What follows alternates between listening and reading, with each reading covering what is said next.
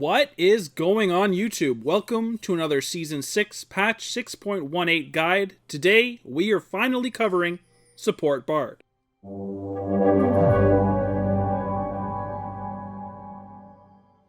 So let's hop right into some pros and cons, and we'll start with the pros first. So first of all, he is a great team fighter. He's got rather decent CC, some high damage for a support champion, and is very mobile. With his E ability, he can chase the enemy team when they are running away, or escape if needed. His ultimate is then really solid. It can completely change team fights, and we will talk about that in just a little while. Then, of course, there is his roaming ability, and it is quite amazing considering all the mobility he can provide, and the high damage for the support champion he is. All in all, a very fun and versatile champion, who's a great champion to add into your support champion pool. Now, with all of this said, there's still a bunch of cons.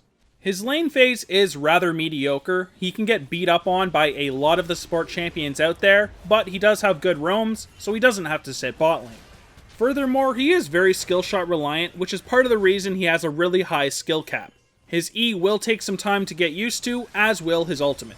Both his auto attack range and Q range are rather short, so champions like Zyra and Karma can poke you down before you can even get near them. Last, there is your ultimate, which can actually screw up team fights.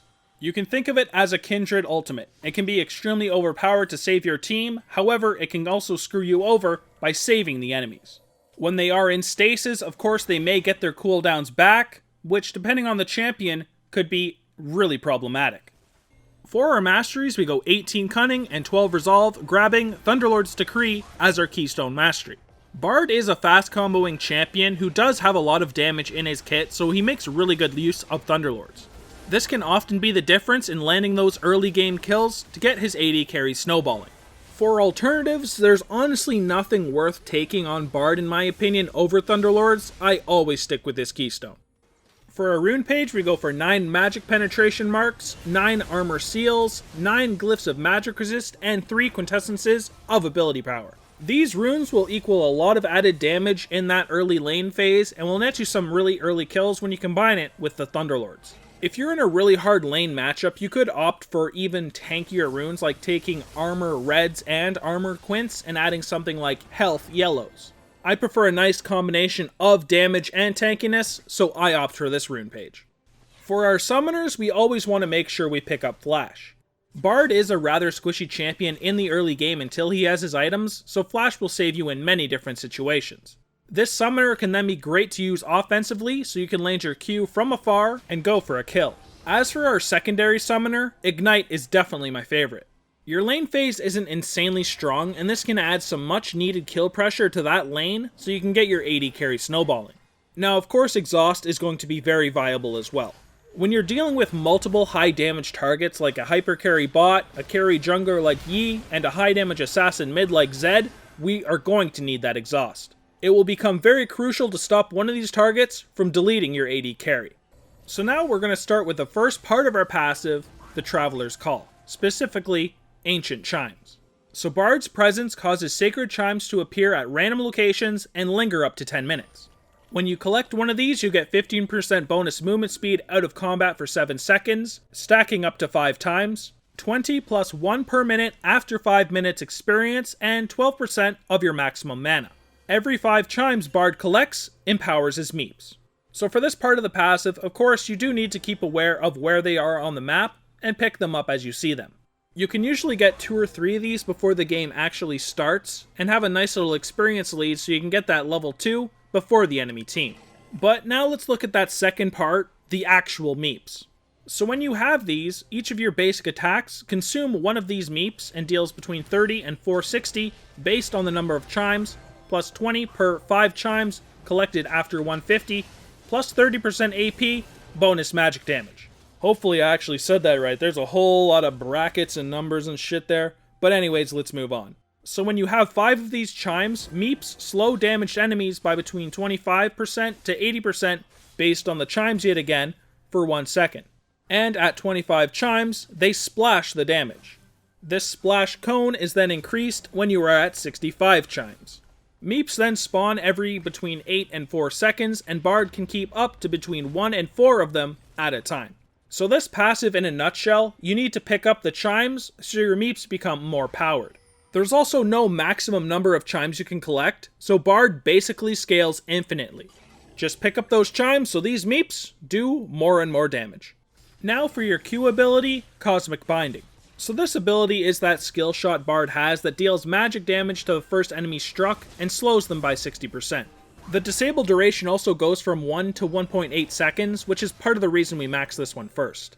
Now if this does hit a wall or a secondary target, which is the goal of when we are using this ability, it will then stun both instead of slow. This will also then do that magic damage to that secondary target. Now I wouldn't call this skill a reliable stun, but it is at least a reliable slow. When you are using it though, try to search for angles where you can lash this onto a wall behind them or a secondary target to get off that stun. A stun is a hell of a lot better than a slow. This is actually one of the main things that can set apart an okay and a very good Bard, getting off these stuns instead of slows. Now, your W ability, Caretaker's Shrine. These are those little shrines Bard can drop all over the place that do build up in power over 10 seconds, and you can also have 3 at any given time. Now these are consumed when a champion steps on them, so that also means enemy champions. Generally, you'll want to have them under your own tower or somewhere else safe. But when you or an ally steps on them, they are healed for an amount based on the shrine's power and gain 50% bonus movement speed that decays over 1.5 seconds. The heal is rather mediocre. The bonus movement speed is pretty nice if you are trying to escape, but that doesn't actually scale with the level in the skill. I do see some people maxing this one second, but it's very mediocre to max this one second. You basically want that bonus movement speed. The heal isn't even that great. Just get one early point in this skill and place them in locations that you'll actually go through when you are trying to escape from ganks. So this here is that ability I prefer maxing second over our W, RE, Magical Journey. So this opens that little tunnel I'm sure you've all have seen many times that lasts for 10 seconds. This can be used by enemies and allies, but allies do get a bonus movement speed of between 10 and 50%. The reason I like maxing this one second instead of the W is this actually gives a lot of bonus speed and you can use it much more effectively for ganking, or obviously escaping. The cooldown then also goes down 1 second every time we put a point in it, whereas the W always stays the same. This ability is honestly just fantastic and is probably the biggest difference between a good and mediocre Bard. You have extremely potent roams with this ability and you can use it to go with your jungler into a lane for a really quick and rather potent roam. If you ever get pushed out of lane, you can always come back with your jungler and get off a quick 3v2 gank. This is then also fantastic for getting into dragons and Baron with this ability without the enemy actually seeing you from a ward. There are honestly countless awesome tricks you can use with this ability. Last but certainly not least, our ultimate, Tempered Fate. This is of course that little stasis bubble he does do that arcs over to somewhere and lasts for 2.5 seconds when it lands. The cool thing about this stasis is that it even works on epic monsters and turrets. However, of course it does not work on the Nexus Obelisk. This means that even at Baron and Dragon, you can use this stasis to delay that so your team can get into a position to actually engage. There are so many cool Baron and Dragon steals I have seen because of a Baron ultimate. It is a fantastic thing to try and do. This is also of course great for catching people off guard from a distance as it does have a 3400 range, so you can move into a position and engage on squishy targets caught in the stasis. You can then also use this to escape by putting them into that stasis and then using your Magical Journey to jump away with your team. The downside, however, is you can screw up your team if they do get caught in it, and you can also save the enemies. You may be in a situation where you use it on some low health enemies so you can re-engage and kill them easily, but then next thing you know you have an enemy Wukong jump onto your team, ultimate you, and then you proceed to get wiped. Make sure you're being very cautious when you are using this ability. There are many negatives to this ability as well. Of course, on the reverse, it can then also be absolutely game-changing. For the positive, that is. So here are the ability orders, and if you did want to be a beta noob like the majority of people, you could go for the first one. However, if you would like to be part of the 18.4% of the rest of us that have a higher win rate, you could join us in the bottom. All jokes aside though, we do max Q first no matter what, but E is much better for roaming, and as long as you have any idea how to roam, you'll want to make sure you max your E second. I think some people are kind of hung up on the point of, we actually have a heal, healing in bot lane is great, let's make sure we do it, but honestly, it's just not that great. We do need the 1 point early on for the 50% movement speed so we can escape, but other than that, don't put points in it till later on. For our lane phase, we're going to want to try to collect 2 or 3 chimes before the minions actually reach the lane, so we can get our level 2 faster, as they do give experience. Then you're going to want to try to push the early minion waves to get your early level 2, so you have that advantage. For this short duration, you should be putting out a bit more damage than the enemy duo, and you should get a nice advantage in that lane. Then you're going to want to make sure you collect all the chimes you can. Do not put yourself in a bad spot for them, however, and don't neglect your AD carry for them either. You getting 1 chime is not worth your AD carry dying. However, speaking of neglecting your AD carry, roaming is a very important part of playing Bard effectively. You have very potent roams, and you should be looking to help other lanes snowball or ganking your own lane with your jungler. Please make sure you do not leave your AD carry on an island though. There are very few AD carries out there that can 1v2 lanes, and the popular meta picks right now can't do it at all. Last but not least, get that early Sightstone and ward the river and bush, especially if you are roaming and you are kind of leaving your AD carry to fend for himself sometimes. So now let's look at some of the AD carries you combo with the best in the bot lane. So the first AD carries here are going to be the ones that can combo with your Q, Cosmic Binding, or your R, Tempered Fate, both of which are CCs. This will be champions like Jinx, Ashe, Jhin, and Caitlyn. They can all combo their own CCs with yours and can result in some easy kills. Then there are those very immobile champions which can make great use of his E, Magical Journey. These would be champions like Ashe, Kog'Maw, Jinx, etc. So, as I'm sure you've noticed, there are some champions like Ashe and Jinx here who do work in both cases. Champions that can make great use of your Tempered Fate, Cosmic Binding, and Magical Journey all in one are fantastic picks with Bard. Alright, so what about champions you will struggle with in the bot lane? And keep in mind, we have already said Bard does have a rather weak lane phase. So these are going to be champions, especially in the early game, that have really strong hard engages or pokes. So, as for pokes, you have Zyra, Sona, and Vel'Koz. Obviously there's a couple more, but these ones in particular are very tough matchups. It's extremely important to dodge as much poke as you can, stay out of Sona's range, and avoid those CCs at all costs. Getting caught in just one can easily cost you your life. Then there are those damn hard engaging champions like Blitzcrank and Leona. One grab from either the Blitz or Leona can easily cost you your life in the early game before you actually get tanky.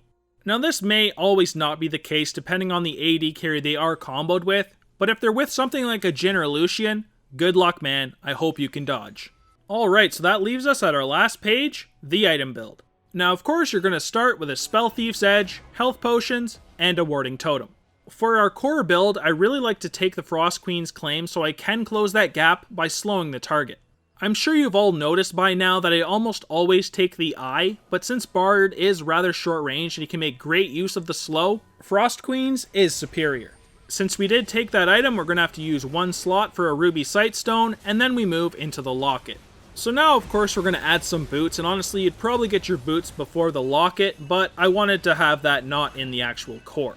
So these boots are listed in the order I like to grab them. If we need CDR, of course Ionian, and then I pretty much always move into either one of the mobilities, either the swiftness or the mobilities themselves. I'm not a huge fan of the Mercs or Ninja Tabis on Bard, but if he is against a full AP team with a lot of CCs, or he is against a full AD team, then obviously these boots are incredible.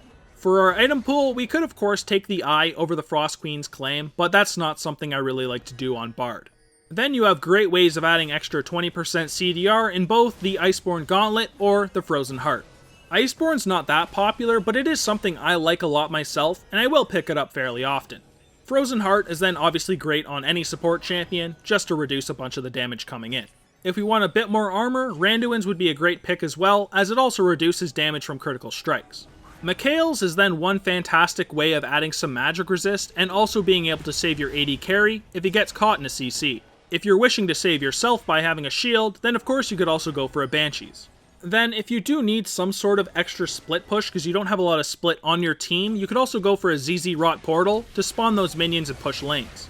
Then, of course, there's always the Guardian Angel to come back to life, and Zeke's is honestly not an item I like to take too much, but if you are duoed with a really good AD carry, Zeke's can be fantastic. So for our first full build here, we take the core, we have Ionian Boots just for the 10% CDR, and then we add a Mikhail's and a Randuin's. We'll get a nice AoE shield, we'll have wards, we'll have a nice pick from the Frost Queen's claim, and then we can even save our AD carry with the Mikhail's itself. For full build number 2, I switched it to an Eye, although it's not something I take too often. It may be something some people prefer, so they don't have to waste a slot for a Sightstone. In this case, we added mobility boots for some extra mobility, and then we took the Frozen Heart, Randuin's because they were rather AD heavy, and added a Banshee's Veil just to block some crowd controls. Bard is a champion who itemizes very well, and there's all sorts of different defensive items you can put into your build, depending on the situation you're in. So that officially covers everything I've got for our Bard 6.18 support guide. I did promise this guide a couple days ago, and, I'm sorry that it took me a couple days extra. I really wanted to make sure I was really strong on Bard before I finished the guide. But anyways, of course, if you guys did enjoy the video, please make sure you like and subscribe, as there's League of Legends content coming out pretty much every single day. You can also view all of our guides on our website, egamingtv.com, and you can also find us on Twitter at egaming_TV. This is where we do all of our skin giveaways, so if you're interested in the chance to win free skins, make sure you head over there and follow us and retweet the picture when we do it at the end of every month.